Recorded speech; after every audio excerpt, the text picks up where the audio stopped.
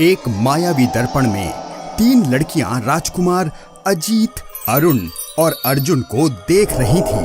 आखिर कौन थी ये? वहां दूसरी ओर राजकुमारों के महल में हलचल सी मची हुई थी, क्योंकि आज राज्य में पंडित आए हुए थे कई अन्य राज्यों की राजकुमारियों का चित्र लेकर, ताकि वो तीनों भाइयों का विवाह करा सकें। हे भगवान, आखिर दिक्कत क्या है आपकी? क्यों कराना चाहते हैं आप हम तीनों का विवाह? पंडित जी, हमारी जान बख्श दीजिए। बिल्कुल सही कहा, आपके कारण अब पिताजी महाराज भी यही चाहते हैं। मैं बता रहा हूँ पंडित जी, आपको ये सब करने के लिए पाप लगेगा, पाप। तो कृपया करके आप हमारा विवाह करने का प्रयास बंद कीजिए। बेटा, चाहे कितने भी पाप लग जाएं, विवाह तो आप तीनों का करना ही पड़ेगा। आखिरकार राज्य को आगे भी तो बढ़ाना है, या नहीं? इससे पहले कि आप कहानी में खो जाएं, हिंदी स्टोरी बॉक्स चैनल को सब्सक्राइब करें और वीडियो लाइक करना न भूलें। अब कहानी शुरू करते हैं। तभी महाराज आते हैं और पंडित जी के हाँ में हाँ मिलाते हैं। बिल्कुल सही कहा पंडित जी ने, विवाह तो करना ही पड़ेगा आप तीनों को।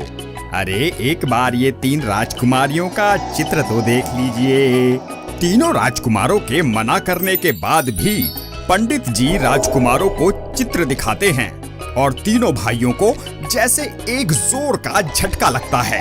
राजकुमारियों की सुंदरता देखकर वो तीनों खुद की मुस्कुराहट को छुपा नहीं पाते हैं। तभी पंडित जी उन तीनों की प्रसन्नता देख लेते हैं और कहते हैं, अच्छा, अगर आपको ये तीनों राजकुमारियां नहीं पसंद तो ठीक है, हम इनका विवाह किसी और राजकुमारों से करवा देते हैं, ठीक है ना? पंडित जी की ये बात सुनकर तीनों भाई एक साथ कहते हैं कि उन्होंने कब कहा कि उन्हें विवाह नहीं करना, उन्हें ये रिश्ता मंजूर है। उनकी ये बात सुनकर महाराज और पंडित जी हंसने लगते हैं और उन्हें ये रिश्ता मंजूर है ये संदेश राजकुमारियों के राज्य सुंदर नगर भेज देते हैं। संदेश भेज तो देते हैं महाराज, लेकिन अब तीनों राजकुमार बेसब्री से उनके संदेश के जवाब आने का इंतजार करने लगते हैं। एक दिन जब राजकुमार महल में होते हैं, तब उन्हें एक सिपाही आकर बताता है कि एक किसान के घर में आग लग गई है और उन्हें उस किसान को बचाने के लिए उन्हें उनकी सहायता चाहिए। राजकुमार अरुण उस सिपाही के साथ जाते हैं, क्योंकि उनके पास पानी की शक्ति है जिससे वो उस आग को चुटकियों में बुझा देंगे। राजकुमार अरुण के जाते ही एक दूसरा सिपाही वहां आ जाता है और वो कहता है कि अचानक से राज्य के एक गांव में बर्फ गिरने लगी है और राज्य की जनता ठंड से कांप रही है और उनका पानी तक पीना मुश्किल हो गया है, क्योंकि जनता जिस नदी से पानी पीने के लिए भरती थी वो तो जम चुकी है। ये सुनकर राजकुमार अजीत उस सिपाही के साथ जाते हैं। राजकुमार अजीत के जाते ही एक और सिपाही आता है। उसके कुछ कहने के पहले ही राजकुमार अर्जुन उससे कहते हैं, अब क्या हुआ? कृपया करके अब तुम कोई बुरी खबर नहीं सुनाना। लेकिन सिपाही राजकुमार को बताता है कि एक बच्चा खेलते खेलते पहाड़ से गिर गया और नीचे एक छोटी सी जगह पर फंस गया है। ये सुनकर बिना कोई समय बिताए राजकुमार अर्जुन सिपाही के साथ जाते हैं। वहीं दूसरी ओर राजकुमार अरुण उस किसान का घर जलने से बचाते हैं। आग बहुत भयंकर थी, लेकिन उनकी शक्तियों के आगे वो आग टिक नहीं पाई। लेकिन जब राजकुमार अजीत उस जगह आए जहां बर्फ गिरी थी, वहां सब तहस नहस हो गया था। लोग ठंड से कांप रहे थे और पानी पीने तक को तरस रहे थे। राजकुमार ने अपनी शक्ति का प्रयोग करते हुए पानी को पिघलाया और हर जगह जहां जहां बर्फ जम गई थी वहां के बर्फ को पिघलाकर लोगों की रक्षा की। और राजकुमार अर्जुन ने भी उस बच्चे की रक्षा की और उसे बचा लिया। सब ठीक होने के बाद तीनों राजकुमारों के मन में बस यही बात आ रही थी कि आखिर उनके राज्य में एक साथ इतनी मुसीबतें आ कैसे रही हैं। मुझे तो लगता है कि कोई हमारे साथ षड्यंत्र रच रहा है, वरना आज तक क्या कभी हुआ है कि एक ही साथ इतनी मुसीबतें आ गई हों? हाँ, तुम सच कह रहे हो, लेकिन आखिर कौन है वो और हमारे साथ ये सब करके वो क्या हासिल करना चाहता है? तभी वहां एक संदेशवाहक आता है और राजकुमारों से कहता है कि उन्हें तीनों राजकुमारियों के स्वयंवर में जाना होगा। स्वयंवर? कैसा स्वयंवर? हमें लगा कि उन्होंने ही तो हम तीनों भाइयों के लिए रिश्ता भेजा था, फिर ये अचानक से स्वयंवर क्यों? संदेशवाहक कहता है कि ये वहां के महाराजा का नहीं, मगर राजकुमारियों का फैसला है। इसके पहले कि राजकुमार कुछ कहते, तभी एक तीर उनके कक्ष की दीवार को आकर लगा। सभी चौंक गए, लेकिन ध्यान से देखने के बाद उन्हें दिखता है कि उस तीर पे एक छोटा सा पत्र लगा हुआ था।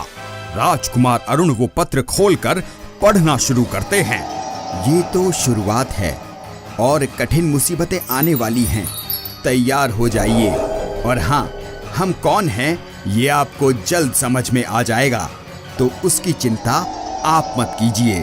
तीनों राजकुमार स्वयंवर में जाने के लिए यात्रा पे निकल जाते हैं, लेकिन उनके मन में उसी पत्र का विचार बार बार आ रहा था कि आखिर कौन है जो उन्हें ऐसे परेशान कर रहा है।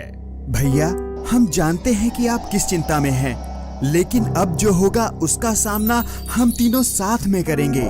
लेकिन कोई तो था जो तीनों राजकुमारों पे नजर रखे हुए था और उन तीनों को एक मायावी दर्पण से देख रहा था। और दूसरी ओर तीनों भाई बिना रुके अपनी यात्रा पे चल रहे थे। आखिरकार वो सुंदर नगर आ ही गए। उनका महल के प्रवेश पर स्वागत होता है और वो ये भी देखते हैं कि वहाँ अन्य राज्यों के राजकुमार भी आए हैं। देखो तो कितने राजकुमार आए हैं। हमें हमारी शक्ति इन सब के सामने साबित करनी होगी। भैया, इन राजकुमारों के सामने कौन अपनी शक्ति साबित करना चाहता है? हम तो नहीं। हम तो ये चाहते हैं कि बस राजकुमारी को हमारी शक्ति और हम भी पसंद आ जाएं।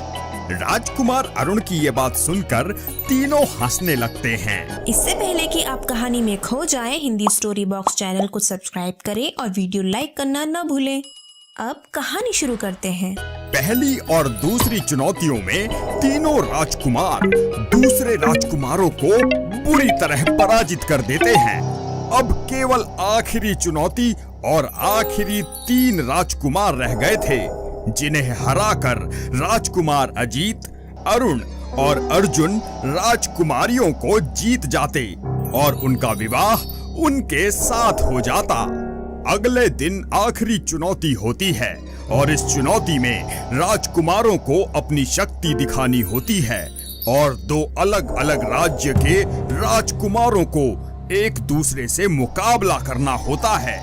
संपूर्ण राज्य और राजकुमारियां राजकुमारों का वीर प्रदर्शन देखने आते हैं और ये भी कि कौन जीतेगा राजकुमारियों को। पहले राजकुमार अजीत जाते हैं और पहले ही दाव में दूसरे राजकुमार को धूल चाटने पर मजबूर कर देते हैं। लेकिन दूसरा राजकुमार हार मानने वाला नहीं था। उसने राजकुमार अजीत को उठाकर पटक दिया और हंसने लगा और उस राजकुमार ने हंसते हुए कहा,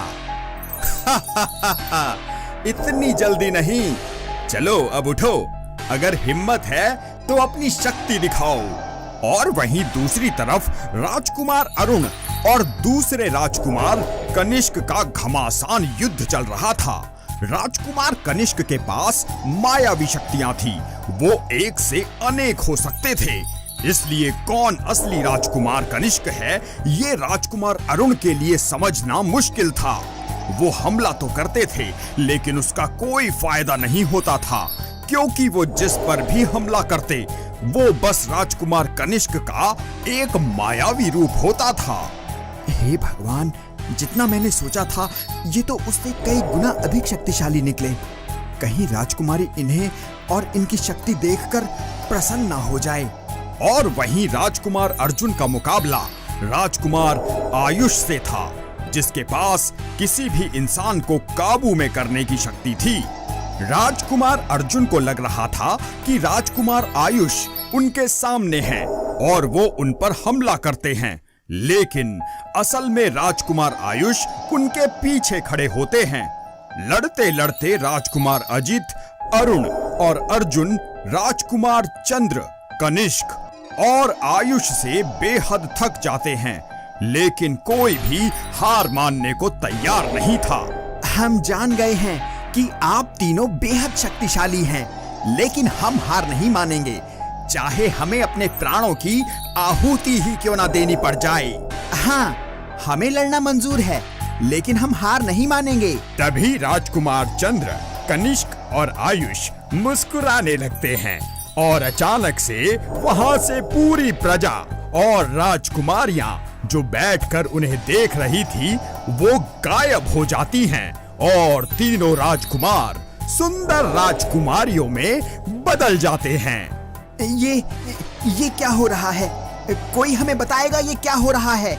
राजकुमारों के कुछ कहने से पहले तीनों राजकुमारियों के पिता वहां के महाराज आ जाते हैं और कहते हैं, राजकुमार, हम आपसे माफी मांगते हैं अपनी तीनों शरारती राजकुमारियों की तरफ से और हमारी तरफ से भी। असल में ये तीनों अपने होने वाले वर की परीक्षा लेना चाहती थी और हम मना नहीं कर सके। ये देखना चाहती थी कि इनके होने वाले पति इनके जितने ही शक्तिशाली हैं या नहीं। इसका मतलब जो हमारे साथ अब तक हो रहा था वो सब इन्होंने किया था? हाँ बेटा, ये सब मेरी बेटियों ने किया है और इनके पास भी जादुई शक्तियां हैं। और बेटा, वो सब जो आपने देखा कि किसान के घर में आग लगना और बर्फ गिरना, वो सब एक माया था। राजकुमार अजीत कुछ देर कुछ सोचते हैं और कहते हैं, तो क्या अब तीनों राजकुमारियां हम तीनों भाइयों से विवाह करेंगी? राजकुमारियां मुस्कुराते हुए हाँ कहती हैं। तो ठीक है, लेकिन हमारी एक शर्त है। राजकुमारियों ने पूछा कि क्या शर्त है आपकी? तो राजकुमार अरुण ने कहा, यही कि आप विवाह के बाद जब हमसे लड़ेंगी तब कृपया करके अपनी शक्तियां प्रयोग ना करें। हम तो इस मुकाबले में थक ही गए। ये सुनकर सब हंसने लगते हैं और तीनों राजकुमारों का विवाह राजकुमारियों से हो जाता है। इस कहानी का कौन सा भाग आपको सबसे ज्यादा पसंद आया, नीचे कमेंट करके जरूर बताएं। अगर आप चाहते हैं कि आपकी कहानी हिंदी स्टोरी बॉक्स पर दिखाई जाए तो आप हमें अपनी कहानी भेज सकते हैं। जिसकी कहानी हमें सबसे अच्छी लगेगी हम अगली कहानी वही दिखाएंगे। ऐसे ही मजेदार कहानियाँ देखने के लिए यहाँ क्लिक करें। मिलते हैं अगली कहानी में।